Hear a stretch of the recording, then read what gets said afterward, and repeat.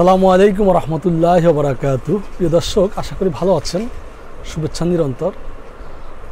আমরা একটা কথা বেশ শোরগোলভাবে শুনছি এবং যেটা আমাদের অনেকেরই মনের আশা যে বাংলাদেশের ইসলামিক সেন্টিমেন্ট ধারণ করে ইসলামিক মতাদর্শের দলগুলা একই প্ল্যাটফর্মে এসে ঐক্যবদ্ধ হওয়ার ব্যাপারে বেশ আলোচনা আমরা শুনছি। আমরা সোশ্যাল মিডিয়ায় লেখালেখি দেখছি যে চরমোনাই, হেফাজত, জামাত সবে এক হয়ে গেছে, এরকম নানান বক্তব্য আমরা আসলে শুনছি। আসলে কিন্তু বাস্তবে কি ব্যাপারটা তাই? ইসলামী দলগুলো কি এক জায়গায় আসছে বা কি আসতে পারবে?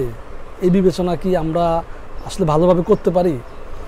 এই সম্পর্কে একটা আলোচনা আপনাদেরকে দেখাবো, যেখানে আসলে মামুনুল হকের নেতৃত্বে ইসলামের সকল ধারার মত, সকল মত পথের লোকজনকে, সকল মত পথের আলেমদেরকে ঐক্যবদ্ধ হওয়ার একটা কমিটি করার ব্যাপারে কথা বলছে। এই যে আলোচক এখানে আলোচনা করেছে, আমি আপনাদেরকে সেই আলোচনাটা দেখাবো। উনি বেশ গুরুত্বপূর্ণ বেশ কিছু বলেছেন। উনি বলেছেন যে ঢাকা ইউনিভার্সিটিতে আমরা এমন একটা সময় ছিল যে আমরা বাথরুমে নামাজ পড়তে হয়েছে, আমাদের নামাজ পড়ার সুযোগটাও দেওয়া হয়নি, স্পেসটাও দেওয়া হয়নি, এরকম একটা কথা বলেছে। আসলে খুবই গুরুত্বপূর্ণ।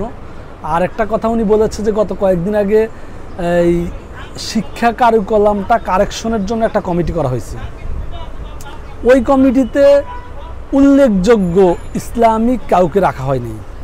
মানে বাংলাদেশের প্রচলিত শিক্ষা ব্যবস্থার কারিকুলাম রেডি করার জন্য বা কারেকশন করার জন্য যদি বাংলাদেশের মানে ইসলামী চেতনার কোনো আলেমকে না রাখা হয়, ইসলামী চেতনার কোনো মানুষকে না রাখা হয়, তাহলে কি সেটা সঠিকভাবে কারেকশন হবে?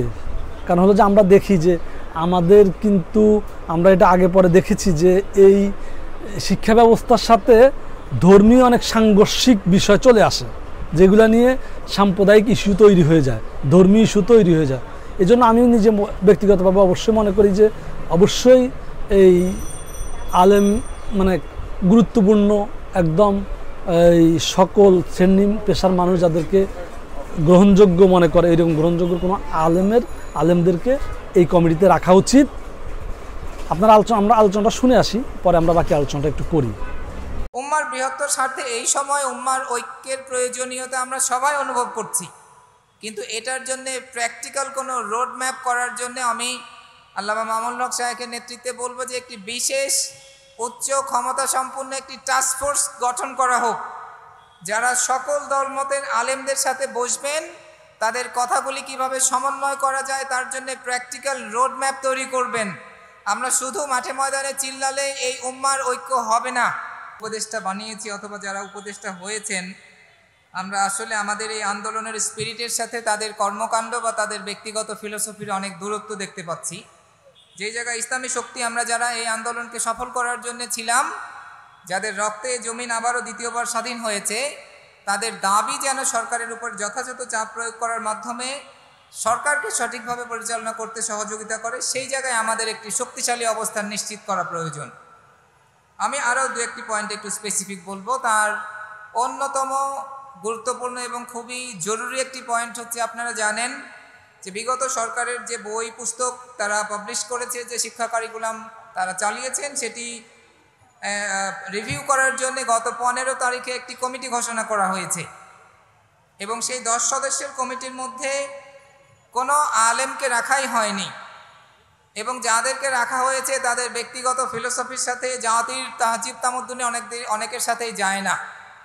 এরকমের 10 জন সদস্য নিয়ে এই কারিকুলাম রিভিউ কমিটি করা হয়েছে, যেখানে আইদার আলেমদের পক্ষ থেকে এবং প্রো ইসলামিক যারা গবেষক, যারা যোগ্য মানুষ আছেন তাদের অন্তর্ভুক্তি করা হোক অথবা এটি পুনর্গঠিত করা হোক।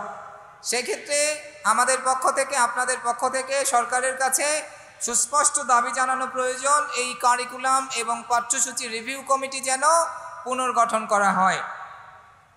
উম্মার বৃহত্তর স্বার্থে এই সময় উম্মার ঐক্যের প্রয়োজনীয়তা আমরা সবাই অনুভব করছি, কিন্তু এটার জন্য প্র্যাকটিক্যাল কোনো রোড ম্যাপ করার জন্য আমি আল্লামা মামুনুল হক সাহেবের নেতৃত্বে বলবো যে একটি বিশেষ উচ্চ ক্ষমতা সম্পন্ন একটি টাস্ক ফোর্স গঠন করা হোক, যারা সকল দলমতের আলেমদের সাথে বসবেন, তাদের কথাগুলি কিভাবে সমন্বয় করা যায় তার জন্য প্র্যাকটিক্যাল রোড ম্যাপ তৈরি করবেন।